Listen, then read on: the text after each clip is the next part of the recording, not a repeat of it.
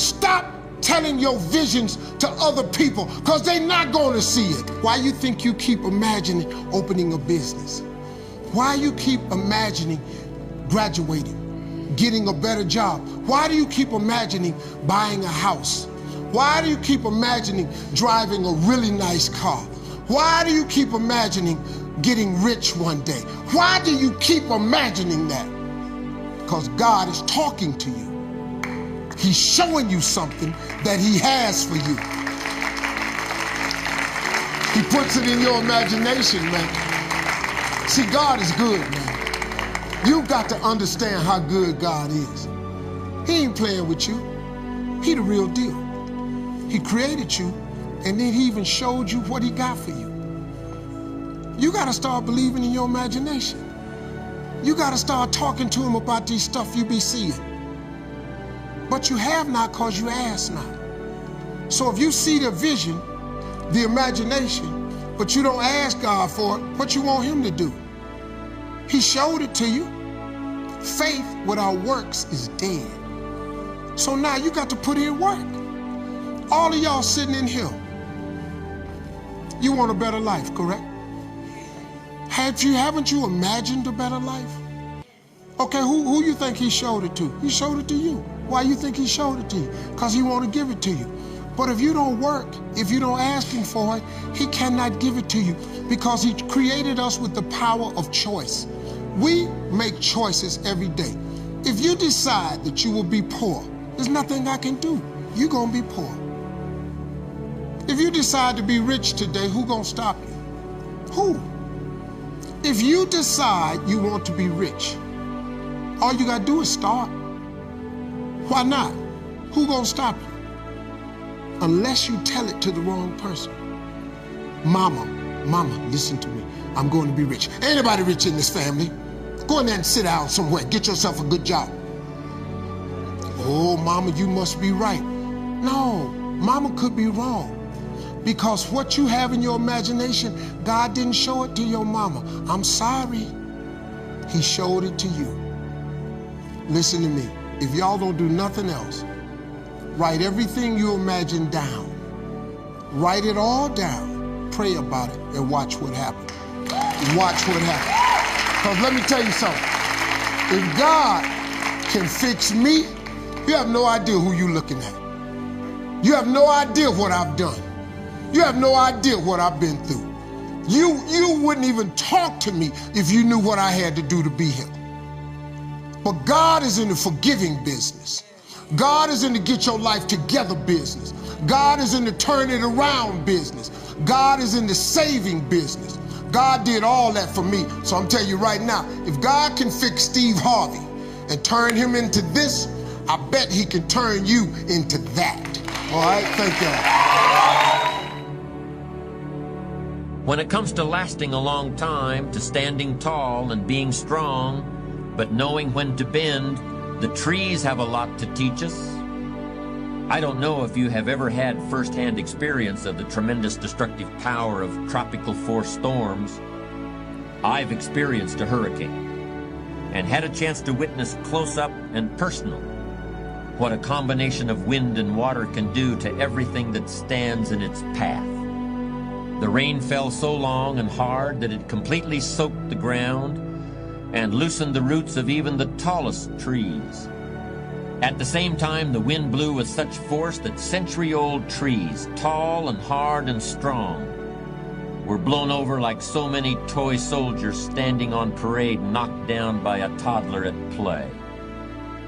However, the enormous willows, some standing tall as a house and covering what would be an entire lot in some parts of the city, lithe and flexible, and bending and bowing gracefully to the slightest breeze or to the mightiest gust, weathered the heavy blows of the storm. They were almost the only large objects left standing after the air had cleared.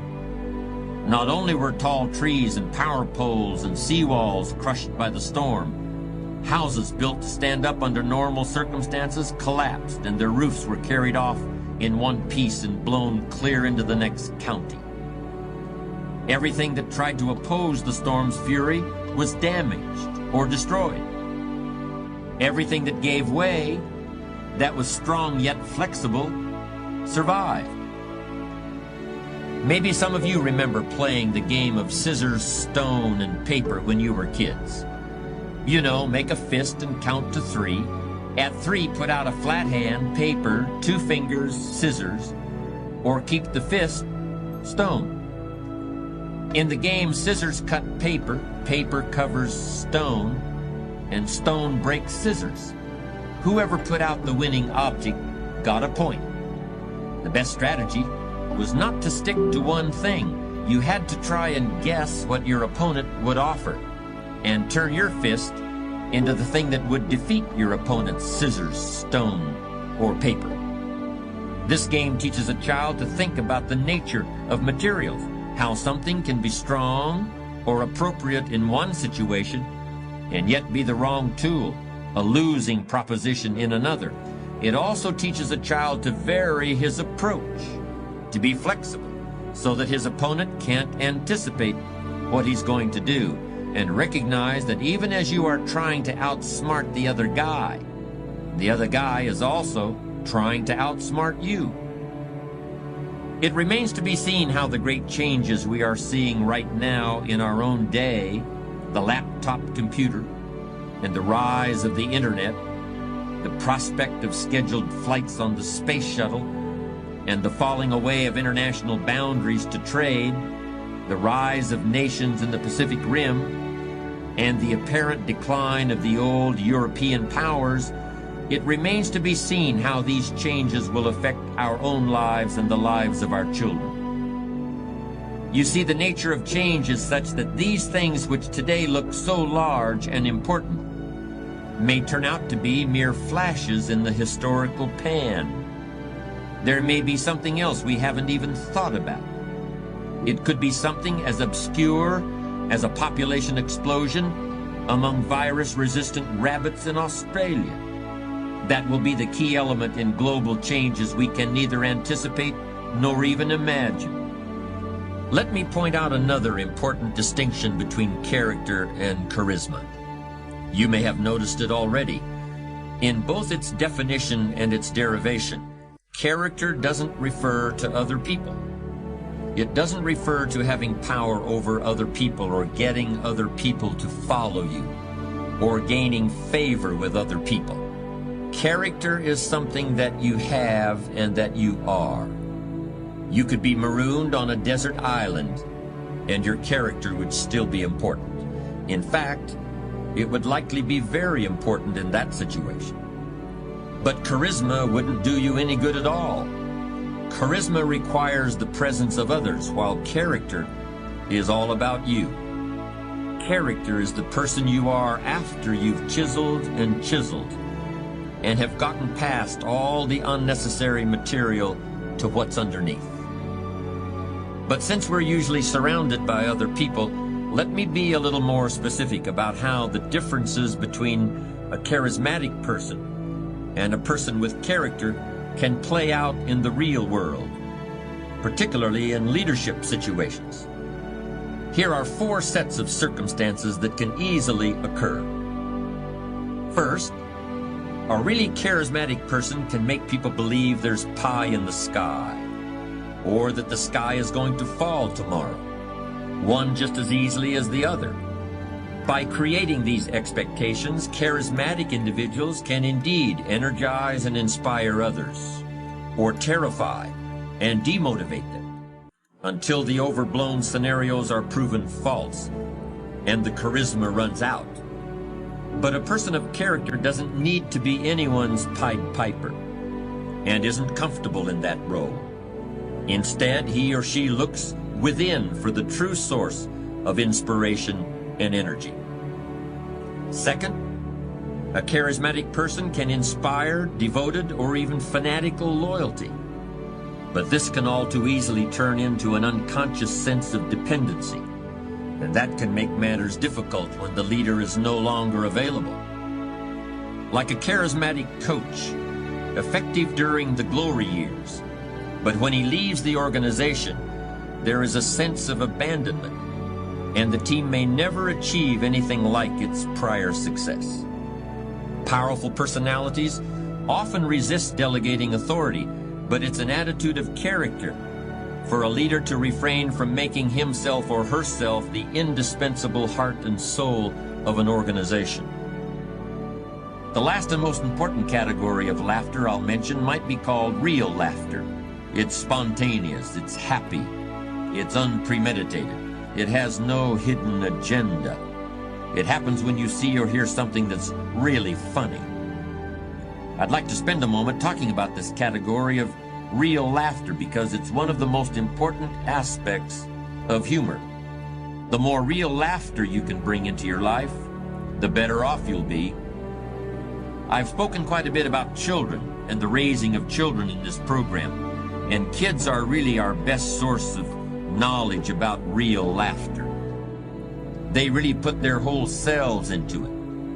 We lose that to a large extent as we get older, and I'm not sure that loss can be completely avoided. For example, think about someone, one of your own kids, a neighbor or a niece or nephew that you've watched grow up. Whatever interest this person pursues today, it's likely that he or she was a budding artist in the early years. Crayons, markers, and pads of paper are standard issue in most households with young kids. And those kids draw big, beautiful pictures with all sorts of colors and patterns. At that age, there are no rules about keeping inside the lines and using certain colors for certain objects. Those pictures that grace refrigerators across the country are examples of artistic genius. Then when kids grow to about 5 or 6 years old, their drawings change. They begin drawing stick figures standing next to houses that consist of a triangle on top of a square. Kids this age are still just as proud of their drawings and actually see them as a big advance over the ones they'd done as babies. And they are more advanced in some ways, but they're also less free. There's a sense of responsibility about them, an effort to put everything in the right place and make everything the right color and the right size. In addition, around the same time as these kids' drawings change, their laughter changes too. It's still delightful, but there's more awareness in it. I guess that's just the way it's got to be. As the British poet William Wordsworth put it, though nothing can bring back the hour of splendor in the grass and glory in the flower, we will grieve not, but rather find strength in what remains behind.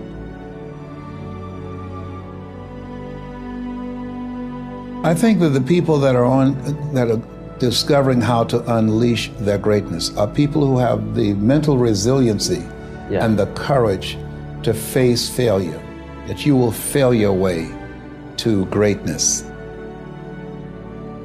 Clarity breeds and builds and is the DNA of mastery.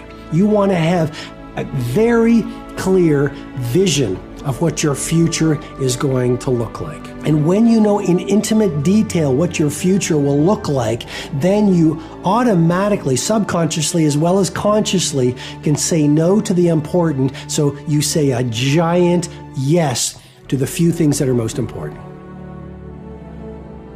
And that potential is partly what you could be if you interacted with the world in a manner that would gain you the most information, right? Because you build yourself out of the information in the Piagetian sense. But it's deeper than that too, because we know that if you take yourself and you put yourself in a new environment, new genes turn on in your nervous system. They encode for new proteins.